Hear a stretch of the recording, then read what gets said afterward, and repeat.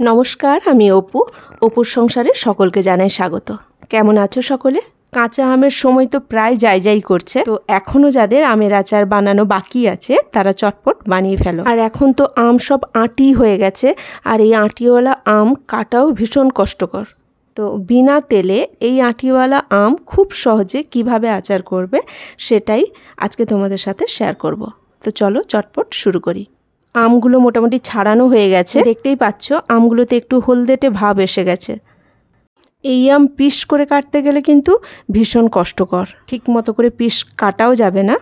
তাই পিস না করে এইভাবে ঘষে নিলে আমটা খুব সুন্দর ঝিরিঝিরি করে বেরিয়ে আসবে। আমটা ঘষে নিতে কিন্তু কোনো অসুবিধে নেই।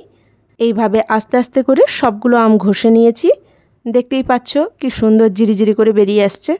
আর এইভাবে আমের আচার করলে কিন্তু খেতে অনেক বেশি সুস্বাদু হয়, কারণ আমের সাথে মশলাটা দারুণভাবে মিশে যায়।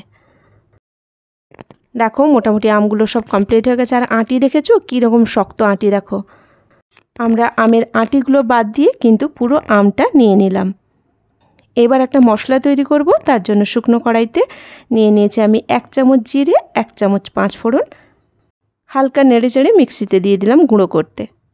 এবার বিনা তেলে বলেছি, কড়াইয়ের মধ্যে দিয়ে দিলাম সরাসরি চিনি। এখানে আম আছে 1 কেজি, তাই চিনি দিলাম 500 গ্রাম। কারণ আচারটা হবে টক ঝাল মিষ্টি, একটু টক ভাব থাকবে, একটু মিষ্টি ভাব থাকবে, আবার ঝালও থাকবে। এবার চিনির ওপরেই আমি আমগুলো দিয়ে দিলাম।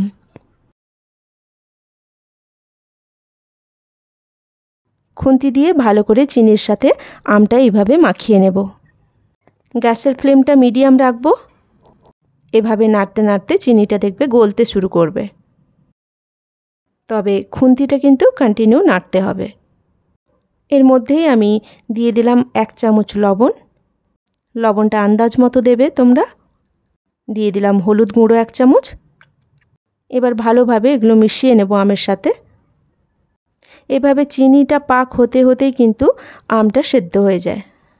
গুঁড়ো লঙ্কার পরিমাণটা কিন্তু একটু বেশি পরিমাণে দিতে হবে, তবে বাচ্চারা খেলে একটু কম দেবে, তবে একটু ঝাল ঝাল হলে ভালো লাগবে, কারণ এটা টক ঝাল মিষ্টি আচার তো। এবার ভালো করে লঙ্কাটা মিশিয়ে নেব। দেখো তেল পড়েনি, কিন্তু এখনই কতটা সুন্দর লাগছে দেখতে। আর খুব চটপট হয়ে যায় এইভাবে রান্না করলে। প্রথমে যে ভাজা মশলাটা তৈরি করে রেখেছিলাম, এবার ওটা দিয়ে দিলাম। এবার মশলাটা ভালো করে খুন্তি দিয়ে মাখিয়ে নেব আমের সাথে। দেখো চিনিটা গলতে গলতেই কিন্তু আমটা সেদ্ধ হয়ে গেছে। খুব কম সময় হয়ে যায় রান্নাটা। আর না বললে কেউ বিশ্বাসই করে না যে এটা তেল ছাড়া রান্না। এভাবেই ভালো করে খুন্তি দিয়ে আরও কিছুক্ষণ নাড়তে থাকবো, তবে গ্যাসের ফ্লেমটা একদম লো করে দেব। লো ফ্লেমেই খুন্তিটা কন্টিনিউ নাড়তে হবে, যেন নিচে ধরে না যায়। দেখো আমার আচার কিন্তু পুরো কমপ্লিট হয়ে গেল। এবার একটা কাঁচের জারে ঠান্ডা করে আস্তে আস্তে করে ঢুকিয়ে দেব। আচার সবসময় কাঁচের জারে রাখার চেষ্টা করবে, তাতে খুব ভালো থাকে। আর তেল ছাড়া এইভাবে রান্না করলে কিন্তু অনেক দিন আচার ঠিক থাকে, বরং তেল দেওয়াগুলো বেশি দিন থাকার পরে অনেক সময় গন্ধ হয়ে যায়। তেলের একটা চিটালো ভাব এসে যায়, একটা গন্ধ ছাড়ে। আর এইভাবে রান্না করলে রোদে না দিয়েও কিন্তু আচার অনেক দিন খুব ভালো থাকে।